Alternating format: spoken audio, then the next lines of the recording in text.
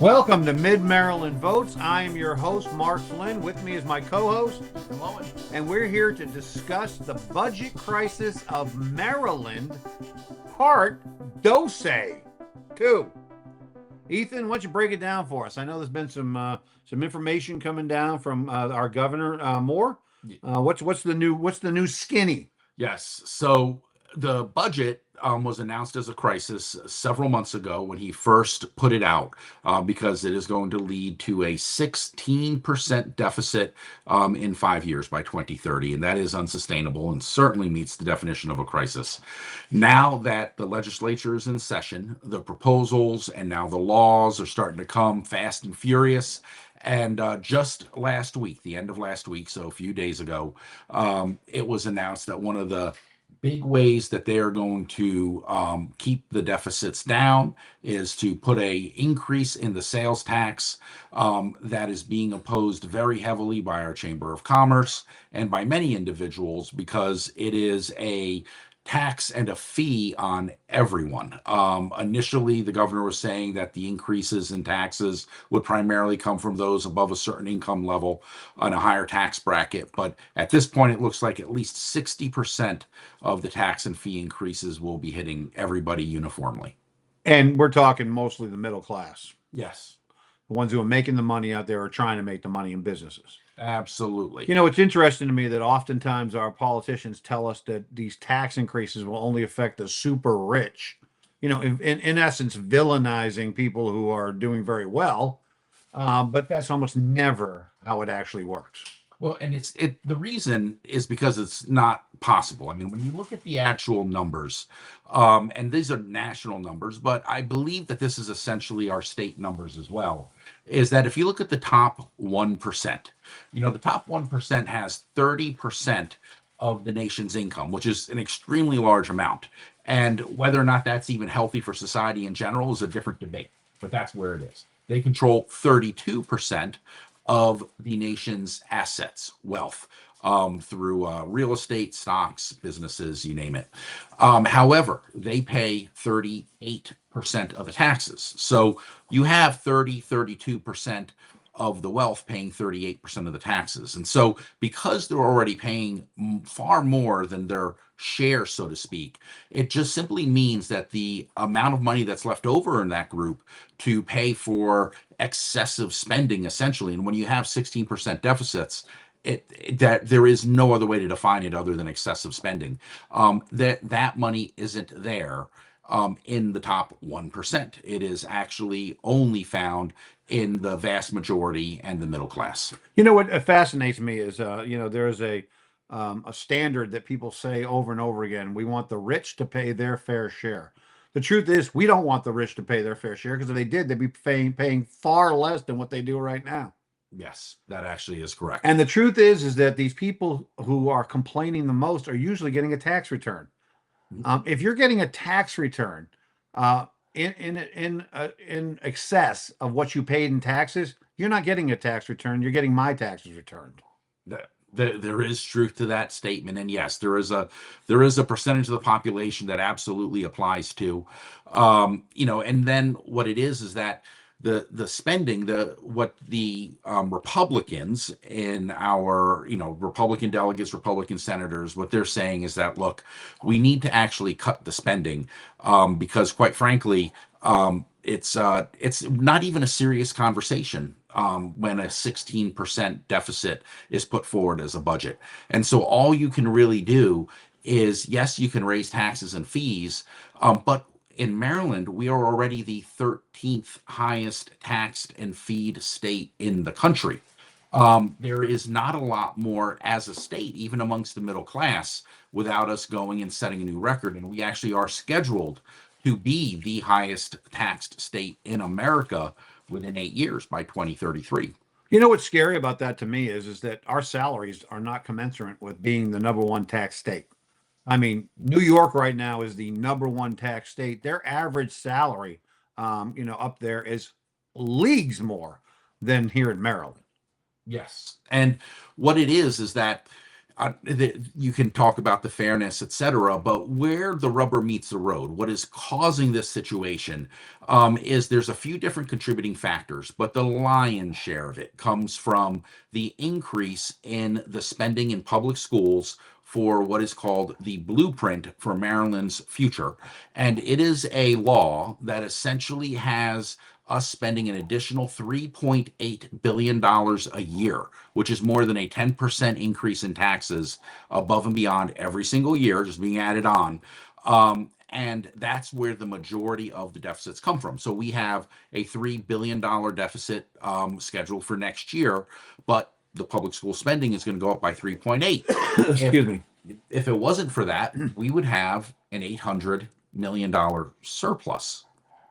So we talked about this before, obviously, the school budget and how it's affecting our overall budget. But how is Governor Moore going to make these differences up? Obviously, we are, as a household, spending more than we make. So how is he going to raise this revenue to pay these new bills? Well, essentially, for right now, being this just kind of a stopgap measure to get us through this year and into next year, there's going to be increases in fees. Think last year when you heard that there was a 60% increase in all the DMV fees for registered vehicles and all the other DMV fees. And we know that fees are just taxes disguised. Absolutely. And that was to help pay for the blueprint spending for last year, simply because money was taken out of the DMV budget to go towards the blueprint, and then it had to be replaced. So it really went to the blueprint.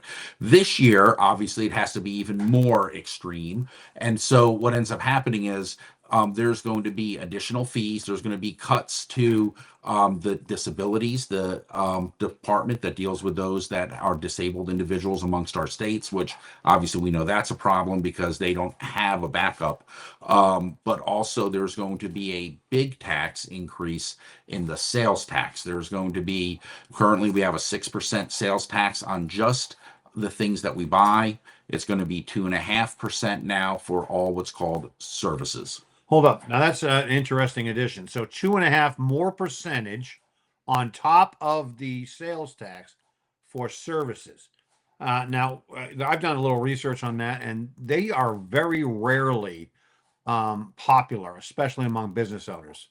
So, I mean, what is the deal on this one? Sure. So there are some taxes that are considered, generally speaking, to be a little bit more damaging, and some taxes that are considered to be a little bit less damaging to the economy. I mean, all taxes do take money out of our pockets. So from a quality of life perspective and the ability of an economy to thrive, once taxes go up, it has a negative impact at some point.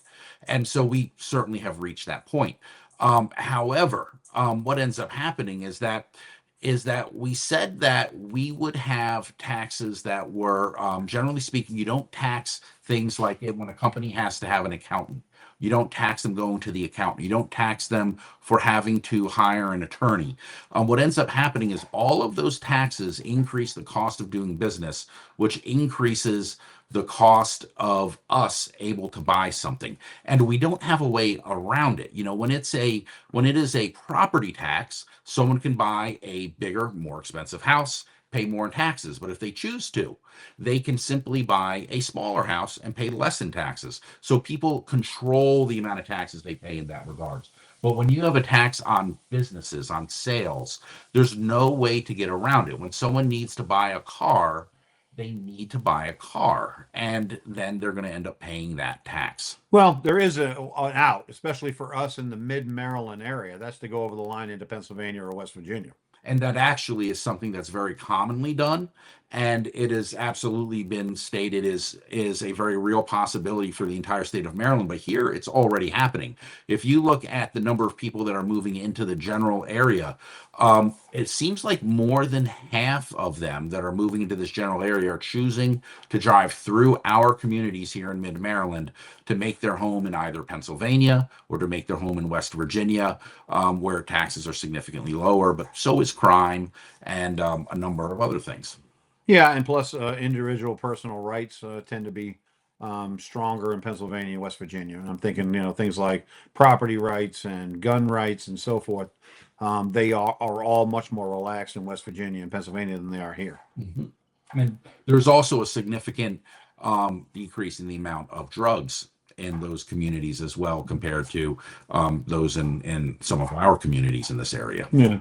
We're thinking about, the Mid-Maryland area as a whole. It's a great place to live. I mean, the quality of life here is excellent. It is a shame to see people leaving in droves to go live other places because Maryland is becoming less and less affordable to live in. Mm-hmm. When I was a kid, I lived in Massachusetts, and it was the exact same situation. We call it Taxachusetts, and people started moving to New Hampshire and Vermont and Maine to get away from the taxes. And they also did their businesses. We used to drive up to New Hampshire for basic groceries. And of course, on Sunday was the blue law. So we used to go up there to get beer. But, and that has not gone well for Massachusetts. I mean, they still are a very highly taxed group of people. Quality of life in Massachusetts tends to be low in some areas. And that is actually happening right now, not just Massachusetts in the past. But if you look at some of the states that have higher taxes than us currently, who we're clearly going to exceed them if we continue with the budget as planned, as projected. Mm-hmm. You look at New York, you look at California, they have already had quite massive populations moving out to where literally they now have less representatives in the nation's capital because of the decrease in population. And so, yes, as we approach those same numbers and exceed those numbers, there is an assumption that we are going to have the same experience here in Maryland. Typically speaking, your red states have less taxes and have more people moving to them, and blue states have more taxes and have more people moving out. California, New Jersey, New York, Massachusetts, these states that lead in high taxes are definitely, there is a mass exodus of people leaving.